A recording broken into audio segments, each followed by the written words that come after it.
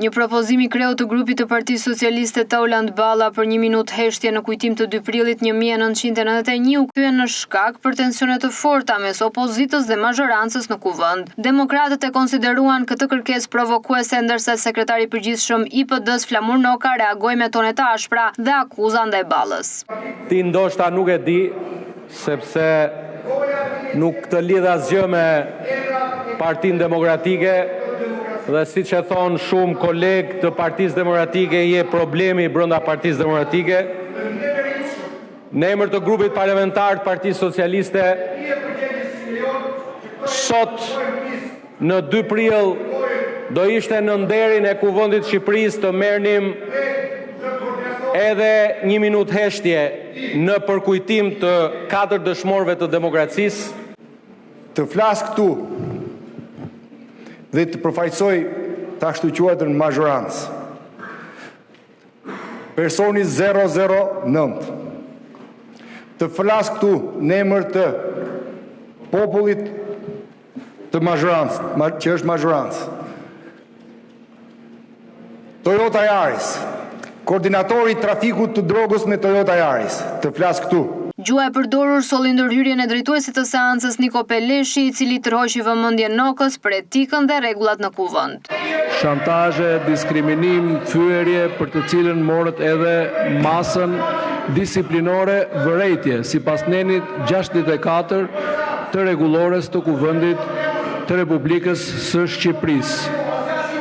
Mund t'i bini foltore sa të doni, me dhunë nuk merret fjala këtu është institucion kushtetues. Ju nuk mund të merrni dot asgjë me dhunë. Ju lutem mos ndërprisni punimet e Kuvendit të Shqipërisë. Më pas situata u tensionua edhe më shumë kur deputetët e opozitës bllokuan foltore. Në këtë klim, socialistja Bora Muzhaqi nuk u lejua të flasë, ndërsa demokratja Elda Hoti i mori kartën e identifikimit.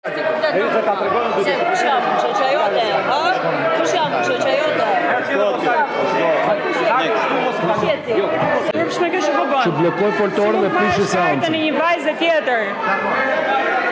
Merret karta deputetit. Po dhe ti ke pak respekt për afishin e Kurakut, se kemi përputhur fjalën para te. Dhe po prisnim që të Kjo solli ndërprerjen e seancës për disa minuta, por përplasjet vijuan edhe pas rifillimit, me opozitën që kërkoi marrjen e masave ndaj Ballës. Vim në këtë seancë në 2 prill, në kishte një mënyrë të vetme për të prishur seancën e sotme, ishte të ndodhte ky provokim. Të dali Tauland Balla dhe të përmendi këtu emrat e 4 dëshmorëve të 2 prillit, është pyetje për ato familje. Dhe e çon situatën pastaj sa ngrihet në mënyrë të përsëritur dhe fyen dhe kërcënon gratë deputetët të opozitës. Është provokim fakti që ky në emër të kësaj partie kërkon 1 minutë heshtje për dëshmorët e 2 prillit. Ky është sinjali që keni dhënë ditën e parë që është mbledh parlamenti i turpit mbas vrasjes tyre. Vetëm deputetët e Partisë Demokratike janë këtu për të nderuar kujtimin e tyre, të gjithë të tjerët i keni ulur pa hënë fare lule dielli. Në qoftë se ju e kishit me vërtet kaq për zemër, e keni Bashkinë e Shkodrës dhe të kishit organizuar ceremoni, nuk e organizoni. Se ju e keni kujtes të ligjt atë për veten tuaj. Kurse ne e kemi dashuri për partinë dhe vlerat parimet që ne përfaqësojmë këtë sallë. Nga ana e tij, Balla tha se propozimi për minutën e heshtjes kishte ardhur si kërkesë nga deputetët e Shkodrës dhe kërkoi masa ndaj Hotit për incidentin me Muzhaqin. Skenarët e porositur dhe humbja e largpamësisë politike që Kuvendi i Shqipërisë sot të gjente një moment për ta mbajtur 1 minutë heshtje, sikur se ju e thatë, unë nuk propozova të mahet minutë me njerë, por thash do ishte në nderin e Kuvendit që të gjenim një moment për ta organizuar një gjë të tillë. Debati më pas kaloi tek përplasjet mes deputetëve gra, ku pati shkëmbime të forta mes Bora Muzhaqit dhe Albana Vokshit. A do e pranonit juve që ai sharlatan të kërcënonte gratë e tjera deputete, ka bërë turpi këtij parlamenti, nxirreni për jashtë.